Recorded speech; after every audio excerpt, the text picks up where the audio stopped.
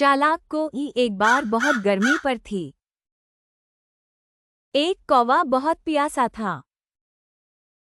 इसने इधर और हर पानी ढूंढा लेकिन पानी कहीं नहीं मिला, बल्कि अचानक उसे एक घड़ा खाई दिया। कोई बहुत खुश हुआ। वो उतरकर इस घड़े के पास पहुंच। घड़े में पानी बहुत कम था और कौवे की चोंच पानी तक नहीं पहुंच रही थी। उसने एक नुस्खा सोचा। वो अपनी चोंच में कंकर उठा था कि लाया और कौवे ने 3-4 पत्थर पानी में फेंके। इस तरह कौवा पानी में कंकरियां फेंकता रहा और पानी बढ़ गया। कौवा घड़े के ऊपर बैठ गया और पानी इतना बुलंद हवा कि कौवे ने पानी पी लिया। कौवे ने बहुत सा पानी पिया और प्यास बुझाई। कौवा उड़ गया, फिर एक दरख्त पर बैठकर आराम करने लगा। चालाक कौवा।